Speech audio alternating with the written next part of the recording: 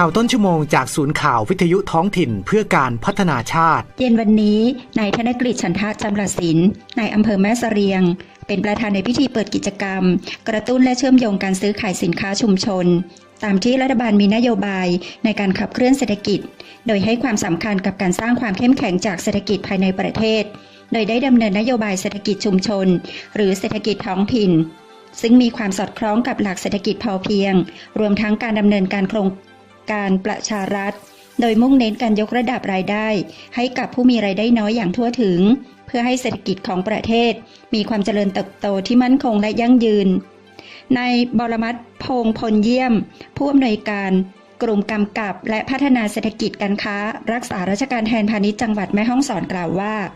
สำนักงานพาณิชย์จังหวัดเป็นหน่วยงานหนึ่งในการขับเคลื่อนระบบเศรษฐกิจของประเทศส่งเสริมและพัฒนาเกษตรกรผู้ประกอบการให้มีศักยภาพและสามารถแข่งขันได้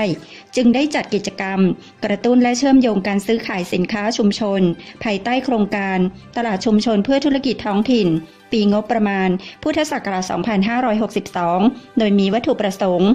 เพื่อพัฒนาเศรษฐกิจฐานรากและชุมชนให้มีความเข้มแข็ง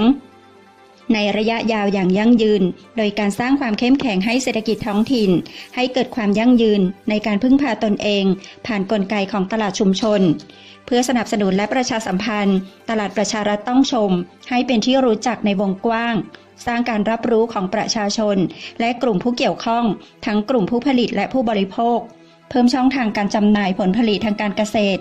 สินค้าเกษตรแปรรูปสินค้าหัตถกรรมผลิตภัณฑ์ชุมชนตลอดจนสินค้าและบริการต่างๆของชุมชนเพื่อเป็นช่องทางการระบายสินค้าของชุมชน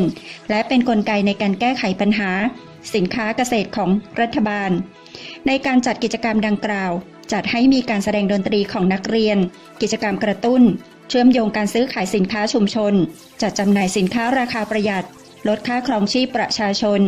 อาทิไข่ไก่ข้าวสารน้ำมันพืชน้ำตาลทรายการแสดงจากเยาวชนรวมถึงการจำหน่ายสินค้าท้องถิ่นของผู้ประกอบการในตลาดซึ่งได้รับการชื่นชมจากนักท่องเที่ยวพ่อค้าประชาชนผู้เดินทางมาร่วมการจับจ่ายซื้อขายสินค้า